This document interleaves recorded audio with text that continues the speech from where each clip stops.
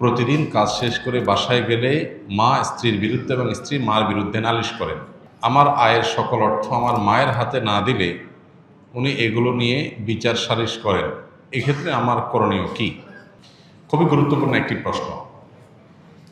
আমাদের সমাজ এবং পরিবারগুলো দিন দিন ভয়াবহ থেকে ভয়াবহতর হয়ে উঠছে।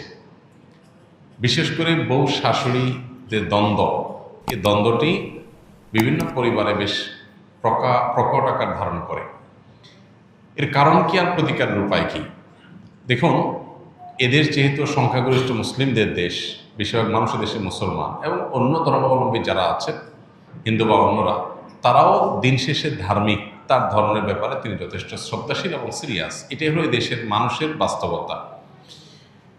এদেশের ধর্মীয় যে বিধিবিধান আছে, সেই বিধিবিধানগুলো যদি আমরা চর্চাটা ভালোভাবে করি এবং সেগুলো চর্চা করার পরিবেশ যদি আমাদের দেশে থাকে, তাহলে এই জাতীয় সমস্যাগুলোর সমাধানের পথ সবচেয়ে সহজে বের করা যাবে। কোরআন এবং হাদিস মায়ের বেশ কিছু অধিকারের কথা বলেছে, আবার মায়ের কিছু কর্তব্যও দিয়েছে।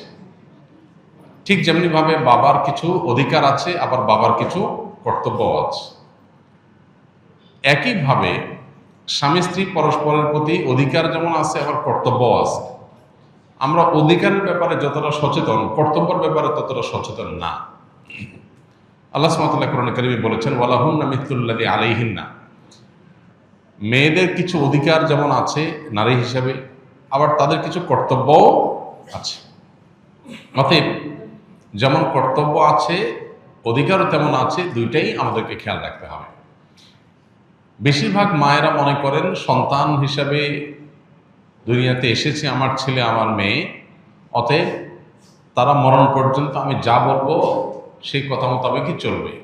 সন্তানদেরও যে কিছু স্বাধীনতার জায়গা আছে, তাদেরও যে কিছু অধিকারের ব্যাপার আছে, এটা বেশিরভাগ মা বাবারা আমাদের সমাজ বাস্তবতা বোঝার চেষ্টা করেন না। এই জন্য যিনি চিঠিটা লিখেছেন তিনি সঠিক লিখেছেন যে বাস্তবে আমাদের দেশে মা বাবার অধিকার সম্পর্কে অনেক বলা হলেও সন্তানদের অধিকার বা সন্তানদের প্রতি মা বাবার কর্তব্যের কথাটা সেভাবে বলা হয় না।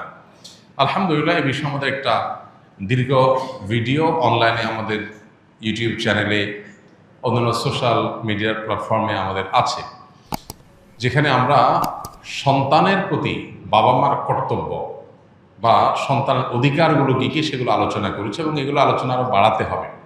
সন্দেহ নেই যে সন্তানের অধিকারের তুলনায় বাবা মার অধিকার বেশি, এই জন্য সে আলোচনাটা বেশি হবে, এটা অস্বাভাবিক নয়। কিন্তু